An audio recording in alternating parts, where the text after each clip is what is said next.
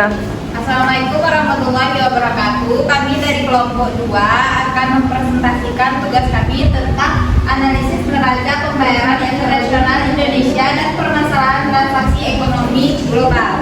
Di sini saya akan Nurjana dengan NIM 2214090011 dan rekan saya Aulia dengan NIM 2214090022. Saya Manda Indonesia NIM 2214090033. Saya Ayu Lestari dengan NIM 2214090027. Dan saya Manfah Aulia Alesi dengan NIM 2214090001. Baiklah, di sini saya akan menjelaskan tentang konsep neraca pembayaran internasional. Neraca pembayaran adalah catatan sistematis mengenai semua transaksi ekonomi antar penduduk suatu negara dengan negara-negara lain selama periode tertentu. Pengertian penduduk dalam hal ini meliputi perorangan atau individu, perusahaan, badan hukum, badan pemerintah, atau siapa saja yang tempat tinggal utamanya di negara tersebut. Transaksi ekonomi berarti pertukaran nilai barang atau jasa ekonomi atau pengalihan kekayaan produk suatu negara ke negara lain. Selanjutnya,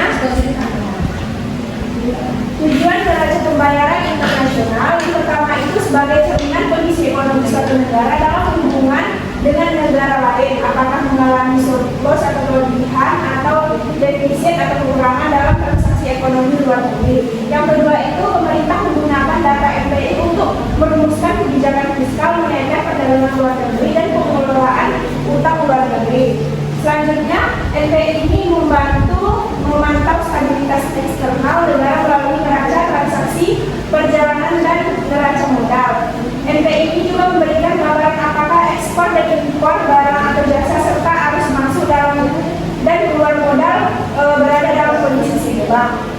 Selanjutnya, sebagai indikator daya saing dan kinerja ekonomi nasional, surplus transaksi berjalan menunjukkan daya saing ekonomi dan produktivitas nasional yang baik. Selanjutnya akan dilanjutkan oleh rekan.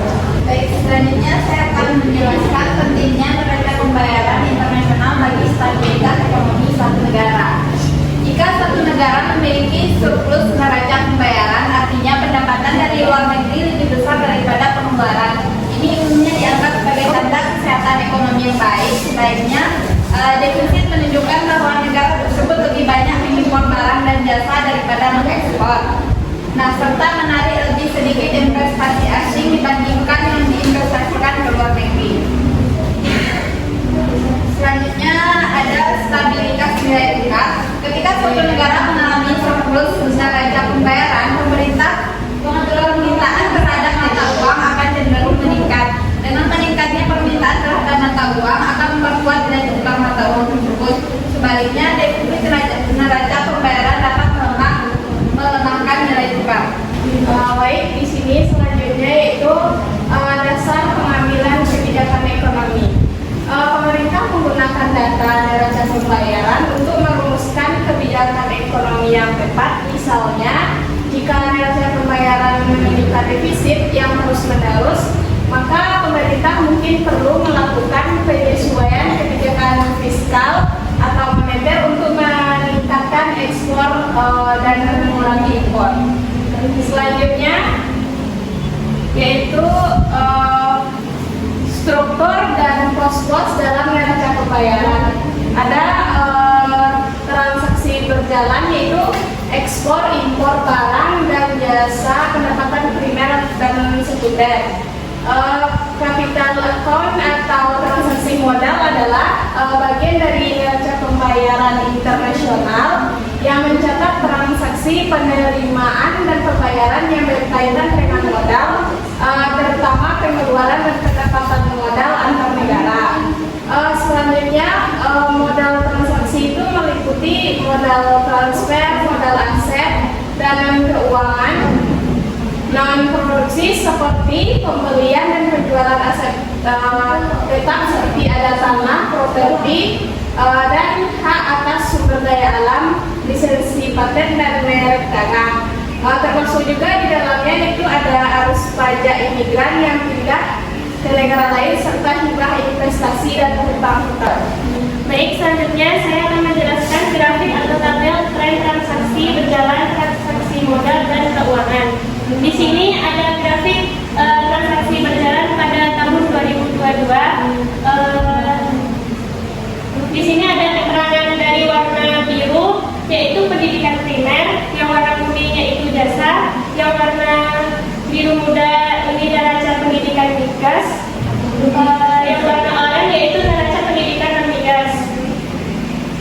Di sini terdapat neraca transaksi modal dan finansial pada tahun 2022. Bisa dilihat. Selanjutnya yaitu ada transaksi berjalan pada tahun 2023 dalam kurung miliar USD. Di sini juga ada transaksi modal dan finansial pada tahun 2023.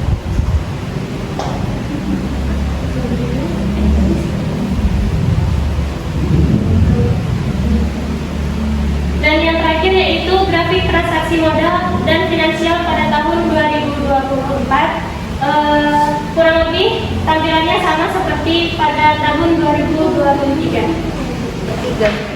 Oke, yang selanjutnya adalah penyebab surplus NPI Indonesia. Surplus NPI tahun 2024 terutama didorong oleh beberapa faktor utama. Seperti yang pertama itu adalah meningkatnya surplus transaksi modal dan finansial. Yang kedua, penurunan defisit transaksi berjalan, dan yang ketiga adalah peningkatan cadangan devisa. Dan yang terakhir itu apa saja rekomendasi strategi yang bisa dilakukan untuk memperbaiki posisi NPI di Indonesia. Ada beberapa rekomendasi. Yang pertama itu adalah pengembangan energi terbarukan. Yang kedua, penguatan industrialisasi dan hilirisasi sektor komoditas. Yang ketiga itu perbaikan tata kelola niaga dan logistik. Yang keempat, peningkatan promosi dan diversifikasi pasar ekspor. Yang kelima, peningkatan kualitas SDM dan teknologi. Yang keenam, optimalisasi instrumen keuangan dan investigasi. Dan yang terakhir adalah penguatan koordinasi kebijakan fiskal dan moneter. Baik, sekian penjelasan kami dari kelompok 2. Assalamualaikum warahmatullahi wabarakatuh.